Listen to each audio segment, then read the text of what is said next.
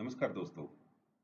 आज हम बात करेंगे एसी के अंदर लेस कूलिंग की शिकायत अगर आती है, तो हम उसको कैसे चेक करें और क्या-क्या चीज़ें उसमें रिपेयर करने वाली या चेक करने वाली होती हैं, ताकि इस कंप्लेंट को सॉल्व किया जा सके। इसके लिए पीपीटी बनाई गई है, जिसका सीरियल नंबर 05 दिया गया है एसी के अंदर। आप उसको डिटेल के लिए आप उसको रेफ़र कर सकते हैं और या फिर इस वीडियो को देख सकते हैं। तो चलिए दोस्तों आगे चेक करते हैं हम क्या-क्या रीज़न हो सकते हैं। जो क्वेश्चन कुछ दिमाग में आते हैं कस्टमर से पूछने के लिए, वो हमारे सामने होते हैं कि एसी का कस्टमर ने टेम्परेचर क्या सेट किया है? हो सकता है उसने टेम्परेचर ही गलत सेट कर रखा हो और बाद में कंप्लेंट आ रही हो कि लेस कूलिंग है, तो वो पूछा जाना चाहिए पहले। मोड क्या सिलेक्ट कर रखा है रिमोट के ऊपर? वहाँ पे किसी तरह का कोई हीट जनरेटिंग अप्लायंसेस तो नहीं है कमरे के अंदर? ये हम कस्टमर से पूछ सकते हैं कि क्या-क्या रखा हुआ है आपने कमरे में? वहाँ पे जो रूम साइज़ है, रूम साइज़ के अकॉर्डिंग क्या एसी का साइज़ भी है, एसी के टनेज हैं, एसी की कैपेसिटी उसके अकॉर्डिंग है, ये चीज़ चेक करने वाली होती है। तो और वहाँ पे खिड़कियाँ कितनी हैं, ग्लासेस कितने हैं, कुछ ऐसा और भी पूछ सकते हैं कि एयर फ़िल्टर्स कब साफ़ किए थे उन्होंने, सर्विस कब हुई थी लास्ट? क्योंकि सर्विस अगर प्रॉपरली नहीं होती है, तो लेस कूलिंग की कंप्लेंट एसी के अंदर आएगी ही आएगी। और हम पूछ सकते हैं कि रूम कहाँ पर है, टॉप फ्लोर पर है, ग्राउंड फ्लोर पर है, उसकी लोकेशन क्या है? वो किसी तरह का कोई एरर आ रहा है क्या डिस्प्ले में? और क्या कुछ रिपेयरिंग हुई थी पहले कहीं लोकल किसी टेक्नीशियन से रिपेयरिंग करवाई थी? ऐसा हम उससे कस्टमर से पूछ सकते हैं। तो कुछ डॉट मैट्रिक्स में रीज़न इसके जो हमने फाइंड आउट किए हैं आप लोगों के फीडबैक के तहत, वो सामने दिखाई दे रहे हैं जिसके बारे में आगे हम बात करेंगे। बहुत सारे हैं। तो सबसे पहला काम जो हमारे यहाँ होता है किसी भी कंप्लेंट पे आप जाते हैं, आपको वोल्टेज चेक करनी है, अर्थिंग चेक करनी है।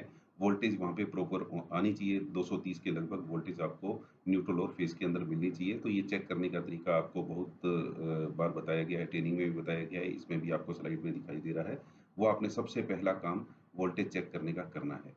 अगर वोल्टेज वहाँ पे सफिशिएंट नहीं है, वोल्टेज अप डाउन हो रही है, किसी कस्टमर के घर पे गए हुए हैं, आपको लग रहा है कि वोल्टेज इनसफिशिएंट वहाँ पे सप्लाई आ रही है, तो गोदरेज के स्टेबलाइज़र आप रिकमेंड कर सकते हैं। अलग-अलग मॉडल के स्टेबलाइज़र हमारे यहाँ उपलब्ध हैं, वो आप अपने ट्रेड मैनेजर से डिटेल लेकर के कस्टमर को बता सकते हैं और जो भी आपको सफिशिएंट स्टेबलाइज़र लगता है कि बहुत ज़्यादा वोल्टेज कम है, तो आप उसके अकॉर्डिंग स्टेबलाइज़र ले सकते हैं और कस्टमर को सजेस्ट कर सकते हैं।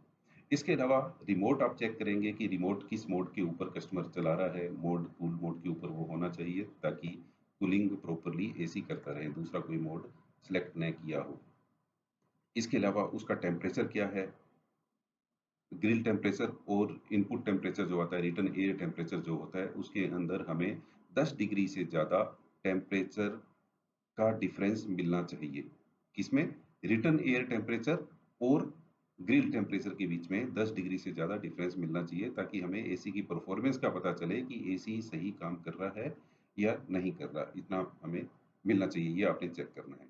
इसके अलावा अगर सर्विस नहीं हुई है तो आईडी ब्लोअर की क्या कंडीशन है? हो सकता है फ़िल्टर साफ़ किए हों, सिर्फ़ ड्राई सर्विस हुई हो, वेट सर्विस न हुई हो। तो फ़िल्टर अगर बहुत ज़्यादा ये ब्लोअर अगर बहुत ज़्यादा गंदा है, फ़िल्टर साफ़ अगर हो चुके हैं लेकिन ब्लोअर अंदर की साइड में होता है तो कस्टमर को पता नहीं चलता है। तो इस वजह से भी प्रॉपर एयर सर्कुलेट रूम में नहीं होती है, कूलिंग पूरी रूम में नहीं आ पाती है। तो इसको वेट सर्विस करना बहुत ज़रूरी है। तो दोस्तों वेट सर्विस के वीडियो आप लोगों को सर्कुलेट किए गए हैं। आपको हमारे इस चैनल के ऊपर भी डिस्क्रिप्शन बॉक्स के अंदर भी इसके लिंक मिल जाएँगे। आप वहाँ से देख सकते हैं उसको कि वेट सर्विस और ड्राई सर्विस कैसे की जाए, प्रॉपर तरीके से कैसे की जाए। अगर आप वेट सर्विस करते हैं तो आपने जैकेट का उपयोग करना है, वो आप पूरा विस्तार से इस वीडियो के अंदर देख पाएँगे। इसके अलावा रूम आपने चेक करना है, रूम के अंदर डायरेक्ट सनलाइट अगर आ रही है तो एसी अपनी परफॉर्मेंस प्रॉपर नहीं दे पाएगा। डोर है, डोर के नीचे से अगर बाहर की गर्म हवा अंदर एंटर हो रही है रूम के अंदर, तब भी कूलिंग प्रॉपर नहीं हो पाएगी। तो उसके लिए कुछ शीट्स वगैरह आती हैं, इंसुलेशन टेप आती है, फ़ोम टेप वगैरह आती हैं, इनका उपयोग करके उसको बंद किया जा सकता है। उस गैप को बंद करना ज़रूरी होता है। अगर उसको बंद नहीं करेंगे, तो बाहर की गर्म हवा अंदर आती रहेगी और कमरे का तापमान बढ़ता रहेगा। इसके अलावा हम आउटडोर और इनडोर की लोकेशन चेक करेंगे कि ये दोनों चीज़ें कहाँ पे इंस्टॉल की गई है। किसी इंस्टॉलेशन वाले ने उसको गलत तरीके से अगर इंस्टॉल किया है, तब भी कूलिंग की प्रॉब्लम आपको आएगी। तो इंडोर जहाँ भी लगाई गई है, इंडोर के नीचे देखना है कि कोई भी हीट जनरेटिंग पॉइंट ना हो। इंडोर प्रॉपर जगह पे लगाई गई हो, वो गर्म हवा को खींच ना रही हो, गर्म हवा को सर्कुलेट ना कर रही हो, कहीं भी इंडोर प्रॉपर जगह पे होनी चाहिए। और आउटडोर भी, आउटडोर के ऊपर सीधी धूप नहीं आनी चाहिए। आउटडोर ऐसी जगह पे हो जहाँ पे आप उसको प्रॉपर्ली चेक कर पाएँ। सर्विसेबल जगह पे होना चाहिए और किसी भी हालत में गर्म हवा, धूप या तेज़ हवा उसके ऊपर नहीं लगनी चाहिए। और अगर वो उसको कवर किया गया है, उसके ऊपर कुछ शेड डाला गया है, तो सबसे बेस्ट है। अगर शेड नहीं है, तो आप शेड शेड के लिए रिकमेंड कर सकते हैं। इसके अलावा ब्लोअर मोटर जो है, आगे अगर बढ़ेंगे कि कूलिंग की आ रही प्रॉब्लम उसमें आ रही है, तो ब्लोअर मोटर कैसे काम कर रही है, ब्लोअर मोटर चल रही है कि नहीं चल रही, ब्लोअर मोटर कहीं धीरे तो नहीं चल रही, ये चीज़ हमने चेक करनी है। तो आप देखेंगे कि कई बार बूस्ट जाम हो जाते हैं ब्लोअर मोटर के, बूस्ट जाम होते हैं तो उसकी वजह से पूरे रोटेशन उसमें हो नहीं पाते और ब्लोअर की स्पीड कम हो जाती है, जिसकी वजह से हवा का थ्रो जो रूम के अंदर है, वो कम हो जाता है। तो आपने वो चेक करना है, वो आपके हाथ से बिल्कुल फ्रीली मूव करना चाहिए। बिल्कुल स्मूथली मूव करना चाहिए, वो आपने चेक करना है। अगर ऐसा नहीं है तो आप उसको बदल सकते हैं।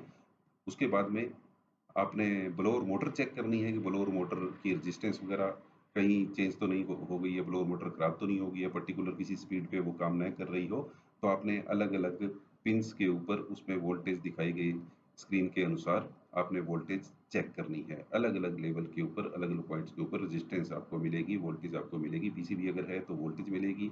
आप डायरेक्ट अगर थिम्बल पे चेक कर रहे हैं तो आपको रेजिस्टेंस मिलेगी। रेजिस्टेंस आपने, और ये ब्लोअर मोटर की रेजिस्टेंस मॉडल वाइज अलग-अलग होती है, इसलिए आपको एक पर्टिकुलर दिखाने के लिए ये चीज़ बताई गई है।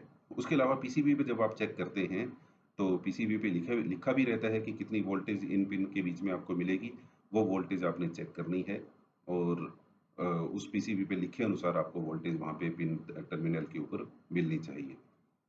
जैसा कि इस पर्टिकुलर केस के अंदर है, आपको ब्राउन और व्हाइट वायर के अंदर 83.5 वोल्ट यहाँ पे मिल रहा है, जैसा कि फोटो के अंदर लेफ्ट हैंड साइड फोटो पे आपको दिखाई दे रहा है और इतना ही इसके पीसीबी के ऊपर लिखा हुआ है। तो इस तरह से आपने उसको चेक करना है।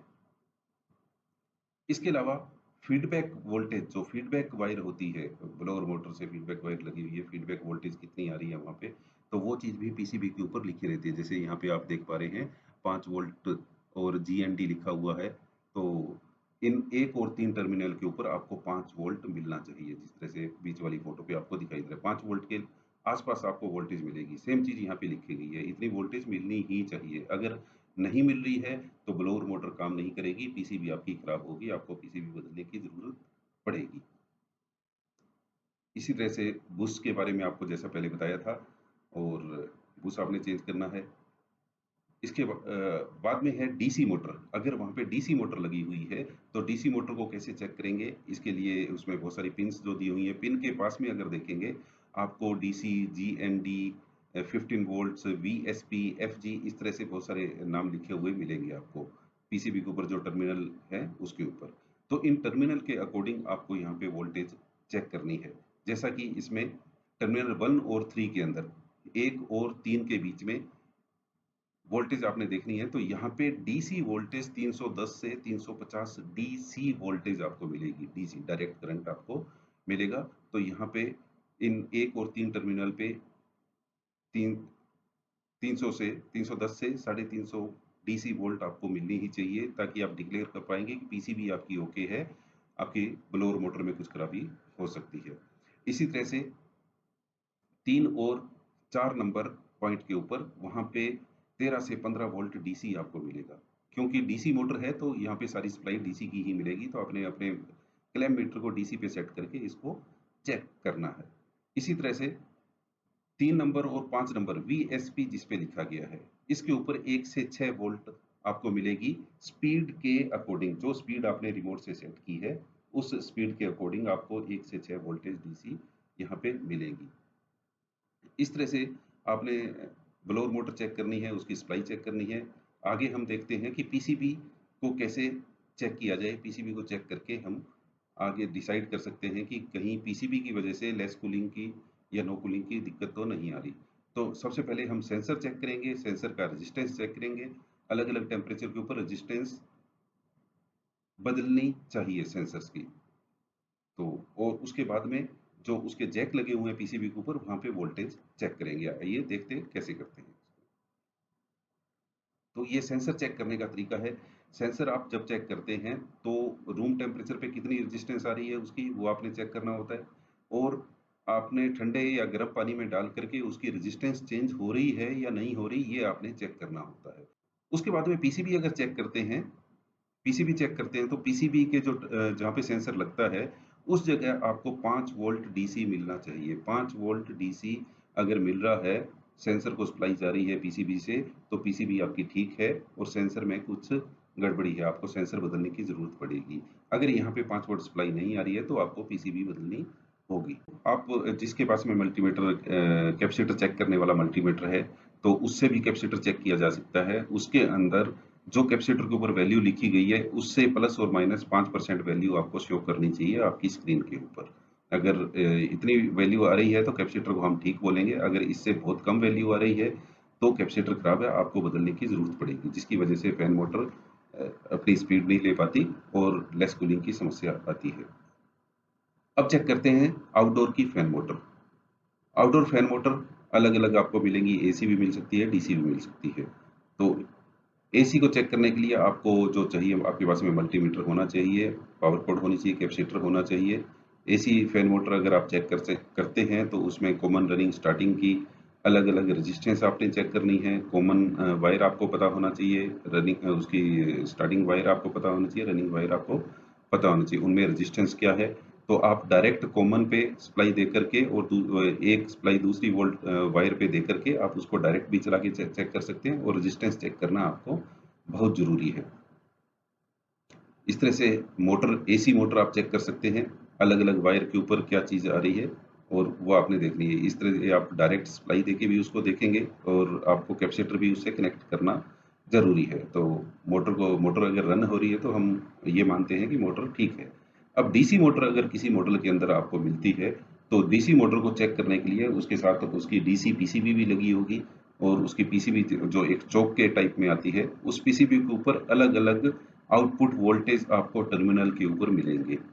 अलग-अलग आउटपुट वोल्टेज जो मिलते हैं, सबसे पहले तो इनपुट 230 वोल्ट आना चाहिए। 230 वोल्ट को वो आगे फ्रीक्वेंसी में कन्वर्ट करके, डीसी में कन्वर्ट करके डीसी मोटर को देता है। तो इसमें इनपुट और आउटपुट दोनों चीज़ हम चेक करेंगे। तो वीएसपी और ग्राउंड, जहाँ पे टर्मिनल पे वीएसपी और ग्राउंड, ग्राउंड मतलब जीएनडी लिखा हुआ है, वहाँ पे आपको 0 से 6 वोल्ट डीसी मिलना चाहिए। ब्लैक और येलो वायर लगती है उस जगह। तो 0 से 6 वोल्ट डीसी अगर आपको मिल रहा है, तो आप ये कह सकते हैं कि उसका ड्राइवर जो है वो बिल्कुल ओके है, फैन मोटर में कोई दिक्कत हो सकती है। और वीसीसी और ग्राउंड के ऊपर 9 से लेके 10 वोल्ट डीसी आपको मिलेगा। तो अलग-अलग पॉइंट्स के ऊपर आपने वोल्टेज चेक करनी है, जैसा स्क्रीन पे आपको दिखाई दे रहा है। और हर स्लाइड के अकॉर्डिंग आपने वोल्टेज चेक करनी है। जैसे वीएम और ग्राउंड के ऊपर 0 से लेके 390 वोल्ट डीसी आपको मिलेगा। 390 वोल्ट डीसी। तो आपने डीसी के ऊपर करके ये चीज़ चेक करनी है। तो सबसे पहले कन्फर्म करना है कि आपका ड्राइवर ठीक है। ड्राइवर ठीक होने के बाद ड्राइवर से सप्लाई अगर सही आ रही है, तो फैन मोटर में खराबी हो सकती है, फैन मोटर को बदला जाना चाहिए। इसके अलावा गैस लीक हो सकती है, जिसकी वजह से आपको लेस कूलिंग की समस्या मिल सकती है। तो रेफ्रिजरेंट के अकॉर्डिंग अलग-अलग प्रेशर होता है दोस्तों गैस में, जैसा कि आपको बताया गया है। तो R22 का रेफ्रिजरेंट है, R290 है, R410 है या R32 है, उसके अकॉर्डिंग आपको सक्शन प्रेशर यहाँ पे मिलना चाहिए, और उसका डिस्चार्ज प्रेशर भी यहाँ पे दिया गया है।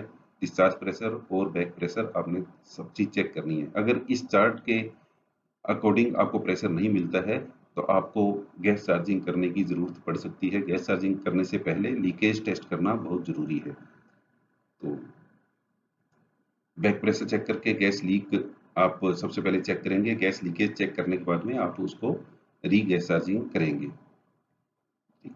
तो जब भी आप गैस चार्जिंग करते हैं, तो आपके पास में बहुत सारे टूल होने चाहिए। गैस चार्जिंग की पूरी किट होनी चाहिए, जैसा कि स्क्रीन पे आपको दिखाई दे रहा है। Manifold gauge, clamp meter, temperature meter, electronic leak detector, refrigerants आपके पास में अलग-अलग तरह की होनी चाहिए, कि आपको पहले कन्फर्म होना चाहिए कौन सा मॉडल है और उसके अंदर रेफ्रिजरेंट कौन-सा डाला गया है। तो वैक्यूम पंप बहुत ज़रूरी है, वैक्यूम पंप 2 स्टेज 5 सीएफएम का आपके पास होना चाहिए। माइक्रोन मीटर दिया गया है, माइक्रोन मीटर से पता चलता है कि कितना वैक्यूम हो चुका है और कितने वैक्यूम करने की ज़रूरत है। चार्जिंग होजीज आपके पास अच्छी क्वालिटी की होनी चाहिए, नाइट्रोजन सिलेंडर आपके पास होना चाहिए, नाइट्रोजन विद रेगुलेटर होना चाहिए ताकि आप लीकेज टेस्ट कर पाएँ और सोप सॉल्यूशन आपके पास होना चाहिए लीकेज टेस्ट करने के लिए। तो इसमें दोस्तों प्रेशर जब भी आप चेक करें, प्रेशर आपको अगर चार्ट के अकॉर्डिंग नहीं मिलता है, तो सबसे पहले लीकेज टेस्ट करें। किस जगह तो ये बताया गया है कि कहाँ पे आपने टेस्ट करना है। तो लीकेज के पॉसिबल लोकेशंस जो दिए गए हैं, जहाँ भी जॉइंट है, उस जगह उस जॉइंट पे लीकेज हो सकता है। अलग-अलग जॉइंट के ऊपर जो भी कहीं पे ब्रेजिंग की गई है, सारे जॉइंट्स जितने भी हैं, सभी चीज़ आप बड़े ही ध्यान से और धीरे-धीरे चेक करें। सोप सॉल्यूशन के द्वारा या इलेक्ट्रॉनिक लीक डिटेक्टर के द्वारा आप ये चीज़ चेक करेंगे। तो ये प्रेशराइज़ कैसे करना है, नाइट्रोजन से प्रेशर कैसे देना है, ये चीज़ इस स्लाइड के अंदर दिखाया गया है कि सक्शन लाइन और चार्जिंग लाइन पे आपने नाइट्रोजन सिलेंडर को जोड़ा है और सक्शन लाइन से कनेक्ट किया है आउटडोर को और उससे पहले आउटडोर खाली करके आप उसको नाइट्रोजन से प्रेशराइज़ कर देंगे। प्रेशराइज़ करने के बाद में आप टेस्ट करेंगे। लगभग 100 से 300 पीएसआई तक आप वहाँ पे प्रेशर दे सकते हैं। ठीक है। तो जैसा कि दिया गया है charge 100 PSI oxygen free nitrogen, dry nitrogen आपने यूज करनी है। तो और 300 पीएसआई तक आप ले सकते हैं। कम से कम 100 पीएसआई प्रेशर आपने रखना है, मैक्सिमम 300 पीएसआई प्रेशर तक आप लेके जा सकते हैं। और सोप सॉल्यूशन या इलेक्ट्रॉन लीक डिटेक्टर से आपने सभी पॉइंट्स जॉइंट्स के ऊपर इस इसको बड़े ही ध्यान से केयरफुली आपने देखना है। अगर फिर भी लीकेज नहीं मिलता है, तो आपने कंडेंसर और कूलिंग कॉइल को अलग करके उसको पानी में डुबो करके चेक करना है, अलग करके क्योंकि अगर किसी जॉइंट पे आपको लीकेज नहीं मिल रहा है, तो दोस्तों ये एक चीज़ मानने वाली होती है कि अगर प्रेशर नहीं है सिस्टम में, तो वो कहीं न कहीं से लीकेज हुआ है, तो लीकेज को ढूँढा जाना बहुत ज़रूरी है। जहाँ भी लीकेज है, तो उसको रेक्टिफ़ाई करना, उसको डीब्रेज़ करना भी ज़रूरी है। डीब्रेज़ करने के बाद वापिस उसी प्रोसीजर से आप लीकेज टेस्ट करेंगे। उसके बाद में जब लीकेज फाइंड आउट हो जाए, उसको रिपेयर कर दिया आपने, रिपेयर करने के बाद में गैस चार्जिंग का प्रोसेस स्टार्ट होता है। गैस चार्जिंग से पहले आपने वैक्यूम करना है सिस्टम को। वैक्यूम के लिए आपके पास में 2 स्टेज 5 सीएफएम का वैक्यूम पंप होना चाहिए और कितना वैक्यूम हुआ है, इसको चेक करने के लिए आपके पास में माइक्रोन गेज होना चाहिए, जैसा कि आपको फोटो में दिखाई दे रहा है। तो आप जब वैक्यूम पंप को कनेक्ट कर देंगे इसके साथ में, वैक्यूम पंप को कनेक्ट करने के बाद में माइक्रोन गेज पे आपने 1000 माइक्रोन तक की वैल्यू नोट करनी है। 1000 माइक्रोन तक की वैल्यू नोट करनी है। अगर इतना वैक्यूम आ जाता है, तब आप वैक्यूम पंप को बंद करके, इस वाल्व को बंद करके इसको सेपरेट कर दीजिए और उसके बाद में गैस चार्जिंग तौल करके गैस आपने डाल दी है। तो दोस्तों तौल तब स्टार्ट होता है जब आप इसका वैक्यूम ब्रेक कर देते हैं, जब आपका प्रेशर जो है यहाँ पे वैक्यूम से हट करके जीरो पे आ जाता है। जीरो के बाद में जितनी क्वांटिटी यूनिट के ऊपर लिखी गई है, उतनी क्वांटिटी तौल करके आप उसके अंदर चार्ज कर दीजिए, जैसा कि आपको दिखाया गया है इसमें।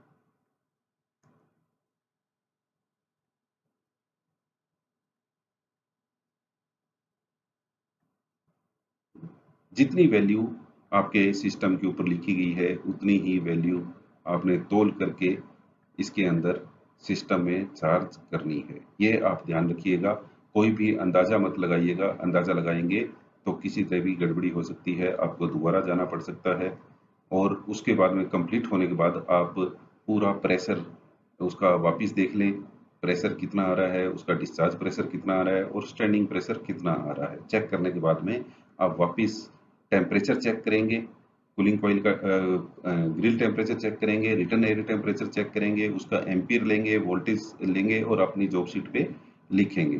तो दोस्तों हमेशा ध्यान रखिए कि ग्रिल टेम्परेचर जो है, ग्रिल टेम्परेचर और रिटर्न एयर टेम्परेचर के अंदर 10 डिग्री से ज़्यादा का डिफरेंस होना चाहिए। तो उसके लिए कम से कम आधा घंटा आपने एसी पहले चलाना है, उसके बाद में वापिस इसका टेम्परेचर लेना है। तो अब दोस्तों आगे चलते हैं, ये चीज़ हमने चेक कर ली। अब हो सकता है कंप्रेसर के अंदर मैकेनिकल डिफेक्ट हो, जैसा कि लो पंपिंग है। कंप्रेसर अगर पुअर पंपिंग है तो भी लेस कूलिंग की समस्या आ सकती है। तो लो पंपिंग के लिए हम कैसे चेक करेंगे? तो आपने एम्पियर रीडिंग लेनी है, जब कंप्रेसर रनिंग कंडीशन में हो, एम्पियर क्या ले रहा है। अगर वो रेटेड वैल्यू से एम्पियर कम ले रहा है और आपको गैस प्रेशर अंदर पूरा मिल रहा है, स्टैंडिंग प्रेशर गैस का पूरा मिल रहा है, तो कंप्रेसर पुअर पंपिंग हो सकता है। कंप्रेसर पुअर पंपिंग हो सकता है, ये चीज आपने देखनी है।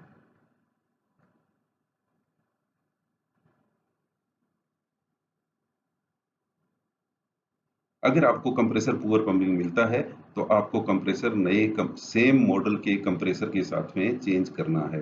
कभी भी मॉडल चेंज आपने नहीं करना है, सेम मॉडल के कंप्रेसर के साथ आपने उसको बदल देना है। और अगर कंप्रेसर बदला है या आपने गैस चार्जिंग किया है तो उसके बाद में आपने ये भी देखना है कि किसी तरह से जो कनेक्टिंग पाइप है, कनेक्टिंग पाइप के अंदर पंचिंग नहीं होनी चाहिए। अगर पिंचिंग है तब भी रेफ्रिजरेंट का फ्लो प्रॉपर नहीं होगा और लेस कूलिंग की समस्या आ सकती है। यह चीज दोस्तों कंप्रेसर या सील सिस्टम को छेड़ने से पहले आप चीज चेक कर लें। सील सिस्टम को छेड़ने से पहले पहले पूरी तरह से चेक कर लें। जब आप लीकेज टेस्ट करते हैं उससे उस वक्त ये कार्रवाई पूरी हो जानी चाहिए। यहाँ पे नीचे फोटो दी गई है कि पाइप मोड़ते वक्त पंच हो चुकी है, पिंच हो चुकी है, तो रेफ्रिजरेंट का फ्लो ऐसी केस में आपको मिलेगा नहीं। आपको वहां पे उसको बदलना पड़ेगा या आपको री डीप ब्रेज करके उसको वापस ठीक करना पड़ेगा। तो इस तरह से आप उसको ठीक कर दें। पाइप हमेशा बिल्कुल समतल, सीधी और बिना पिंचिंग के होनी चाहिए। किसी तरह का कोई भी लीकेज वहाँ पे नहीं मिलना चाहिए। तो दोस्तों इस तरह से हम लेस कूलिंग की समस्या को चेक कर सकते हैं और उसको दूर कर सकते हैं। बहुत सारे कारण इसके हो सकते हैं लेस कूलिंग की अगर समस्या आती है, तो एक-एक कारण के ऊपर हमने विस्तार से इस पे चर्चा की है। आप और ज़्यादा विस्तार से जाने के लिए आप पीपीटी को रेफर कर सकते हैं, पीपीटी नॉलेज जंक्शन के ऊपर देख सकते हैं या फिर हमारे यूट्यूब चैनल के ऊपर जाकर के इस वीडियो को देख सकते हैं। धन्यवाद दोस्तों, आप अपना ध्यान रखें।